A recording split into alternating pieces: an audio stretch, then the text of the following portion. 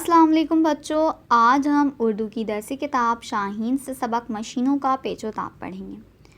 پیچ و تاب کے بہت سے معنی ہیں، لیکن اس سبق میں پیچ و تاب کا مطلب گفتگو ہے۔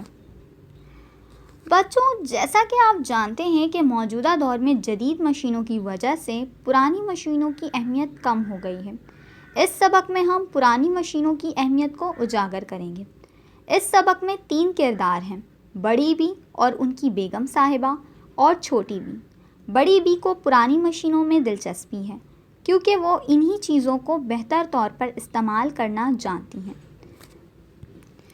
جبکہ بیگم صاحبہ یہ چاہتی ہیں کہ جدید دور میں رہتے ہوئے نئی مشینوں کو استعمال میں لا کر کام کو آسان بنایا جائے۔ ایک دن بیگم صاحبہ اوکھلی اور موصل کی جگہ گرائنڈر مشین لے آتی ہیں اور بڑی بی کو کہتی ہیں کہ تمام مسالے اب اسی میں تیار کیے جائیں، اور کچھ ہی دنوں بعد چھوٹی بی بی مدھانی اور کدوکش کی جگہ الیکٹرک بیٹر اور گریٹر لے آتی ہیں، اور یوں اس طرح باورچی خانے میں ان مشینوں کو جگہ مل جاتی ہے اور پرانی مشینوں کو اسٹور روم میں ڈال دیا جاتا ہے، جہاں انہیں اپنی اہمیت ختم ہوتی ہوئی نظر آتی ہے۔ ایک دن اچانک سے مدھانی کو گھر میں کچھ ہنگاموں کی آواز آئی اور اس نے اپنے ساتھیوں کو آگاہ کیا۔ پھر اچانک اسٹور روم کا دروازہ کھلتا ہے اور ان کی آنکھوں پر روشنی پڑتی ہے۔ انہیں اسٹور روم سے دوبارہ باورچی خانے میں منتقل کر دیا جاتا ہے۔ اب انہیں یہ سمجھ نہیں آتا کہ آخر معاملہ کیا ہے۔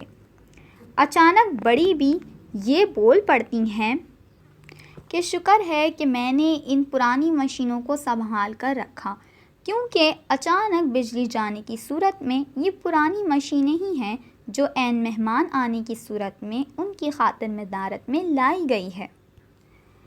غرض کے بچوں، جیسا کہ آپ جانتے ہیں کہ دور جدید میں جہاں جدید مشینوں کی اہمیت ہے، وہاں پرانی مشینوں کی اہمیت کو بھی نظر انداز نہیں کیا جا سکتا، کیونکہ لوڈ شیڈنگ یا کسی اور وجوہات کی بنا پر یہ پرانی مشینیں ہی ہیں جو اس وقت استعمال میں لائی جا سکتی ہیں۔